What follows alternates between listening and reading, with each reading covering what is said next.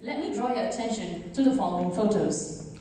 As you can see here, these are rashes that form these tiny red spots that starts from the head and spread throughout the whole body. Okay, so these rashes that you see here are the hallmark symptom of a vaccine-preventable disease known as measles. Okay, so what is measles? Measles is basically a serious respiratory disease that can cause these rashes and also a fever. But in rare cases, it can also be fatal due to the fact that babies and also young children, when they contract measles, they could essentially develop serious complications such as pneumonia, brain damage, and even deafness. Okay, so all of you must be wondering right now, like, how did this disease even spread to begin with, right? Okay, so with measles, it is spread when a person that has been infected by the virus, okay, they spread the disease when they breathe, cough, and also sneeze. So this shows that measles itself is a very contagious disease. And if you did not receive your MMR vaccination, also known as your measles, mumps, and rubella vaccination, and if you come into contact with this measles virus, it's almost for sure that you'll be infected by measles. Okay. Okay, moving on. Recently, okay, the United Nations Health Agency projected that measles cases have nearly doubled in a year. Okay, have you ever wondered, like, why is this phenomenon even occurring, despite the significant strides that vaccines have already made in improving our livelihoods? Well, through our presentation, we will know why is this phenomenon occurring. Okay. Before that, a very good day to everyone. My name is Ravina, and I'm from UKM, and today I'll be talking about vaccines. Get your facts right. Okay. So, first question: what is in a vaccine? Okay.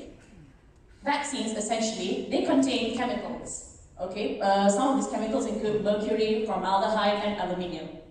And these chemicals are toxic, but only in high doses. And the doses in vaccines are negligible. Okay, so here's a key concept that you need to keep in mind.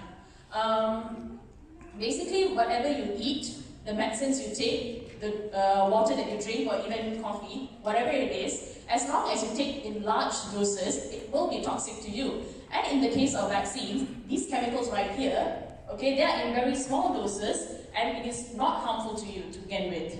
Okay, so let me give you an example. Let's look at the chemical aluminium, right?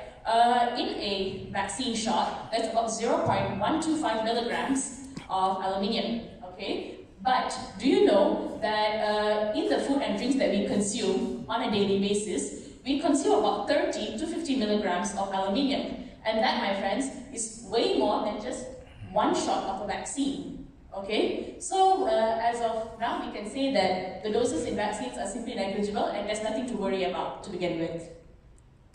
Next, how do vaccines even work? Okay, in simpler terms, so this is the human body right here. And basically, vaccines, they introduce weakened germs into the body, and when these weakened germs come into contact with our immune system starts building its defenses. Okay, so in the case when you actually come across an infection, your body is ready to fight off the infection and to keep you healthy. Okay, moving on. Next question: what about babies, right? Okay, the thing about babies is, do we just let them not be vaccinated and let their immune system develop naturally? Well, although babies are to a certain extent immune due to the fact that they have received antibodies from their mother's milk, that's one thing, and secondly, they have been exposed to diseases, they have been exposed to germs from the moment they were born, okay? But it's crucial to know that vaccines are given for diseases that you do not have immunity against.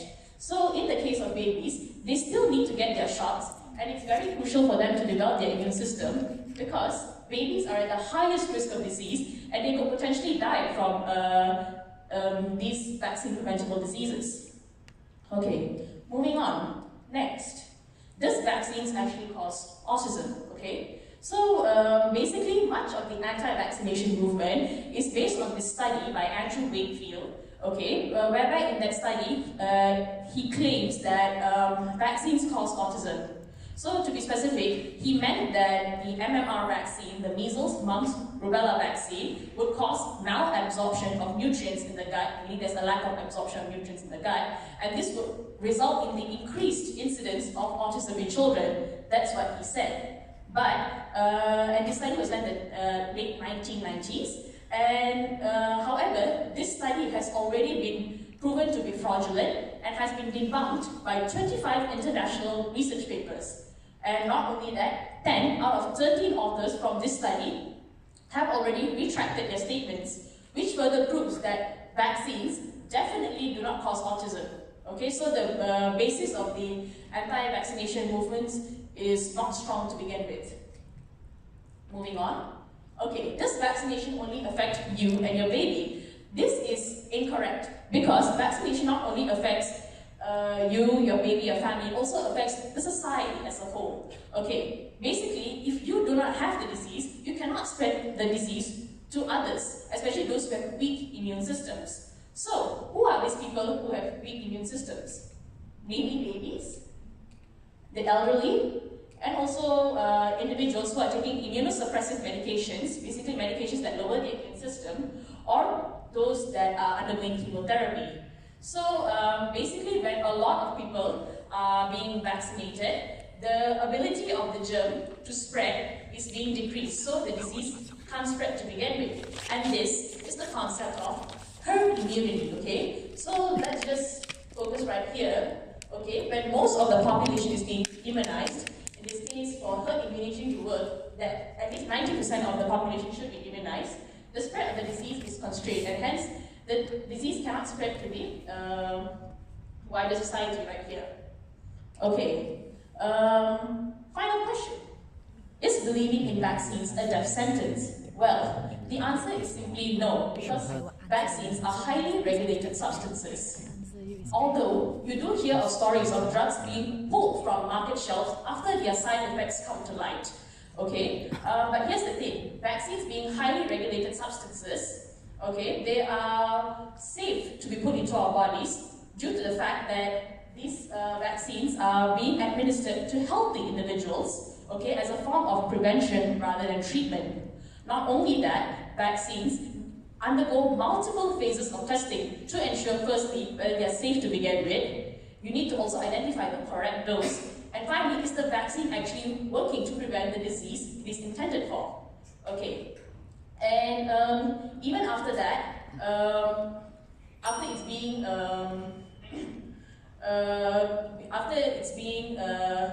undergoing all these multiple phases of testing, it will take at least 10 years for it to be approved. The vaccine at least needs 10 years for it to be approved.